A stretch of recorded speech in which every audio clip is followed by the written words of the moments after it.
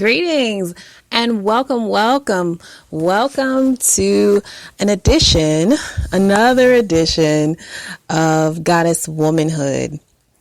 I'm Kenya Pope of the Women's Transformation Alliance, your everyday high priestess and abundance coach for women leaders who want to create a life of abundance based on their gifts, their divine talents.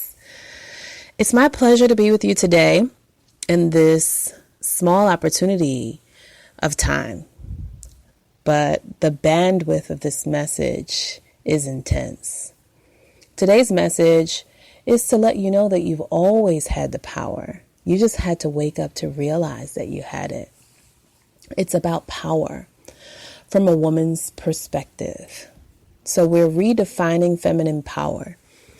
And there's so much in this. It's so juicy. I really ask that you have a recording device, that you get a pen and a paper so that you can take in the lesson for today. We're talking about transforming your vibrational frequency as it relates to your inherent feminine power. It's very critical that we understand how the brain functions and how learning transpires.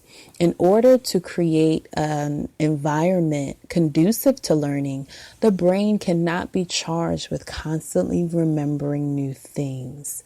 Having a recording device allows the subconscious to latch onto the message so that your whole spirit, can be present in the moment.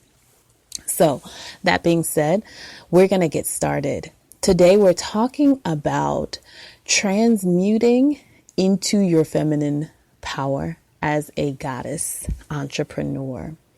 It's so critical to look at power from a divine perspective. We've heard about money, power, respect. We've heard about power and the powers of evil. We've heard about the exchange of power.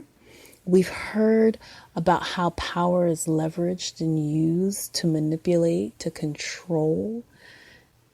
And we've even heard about fighting the power as a source of rebellion. So I want to see how all of these particular archetypes have impacted the way we show up in our own power or not show up in our own power. Really, that's really where I'm looking to see how we can show up more deeply. A lot of us have been trained to see power as a masculine expression in the world. So that's to say that being powerful in our head is equated with an image that doesn't look like a woman. We interpret ourselves as negative words when we stand in our power. We reaffirm it when we say, I'm going to have to act like a witch in order for people to respect my power, right?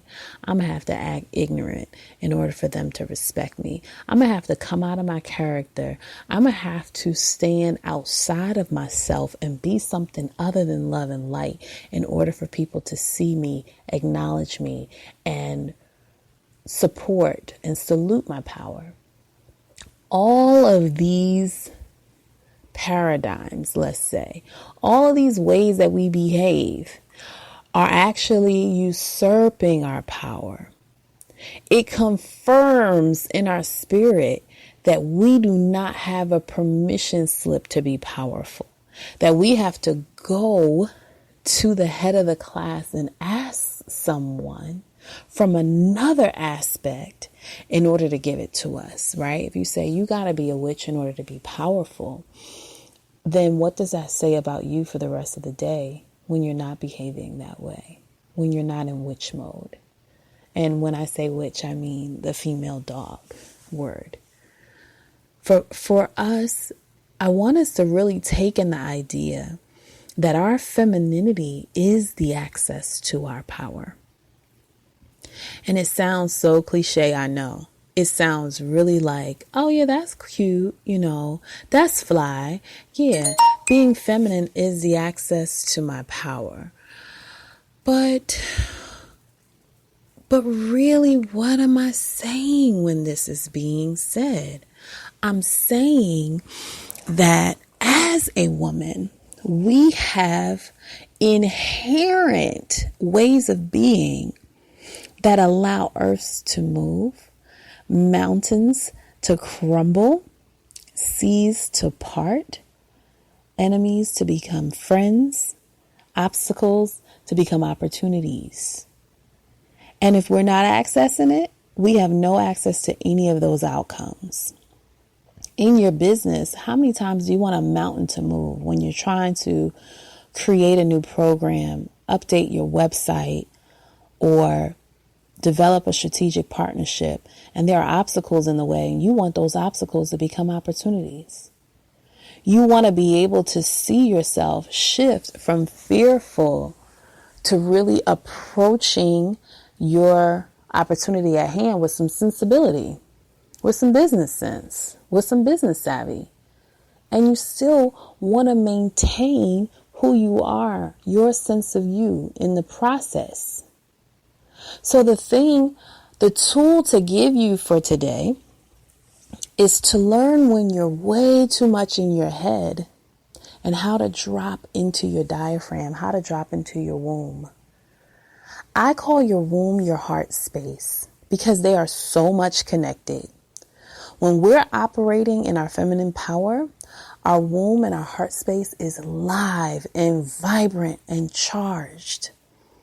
One of the ways that you can heal your heart space and heal your womb is with the herbal and Ayurvedic remedies that Goddess Womanhood does provide through the Women's Transformation Alliance. Because the state of the womb, the state of the heart, is addressed on more than one level.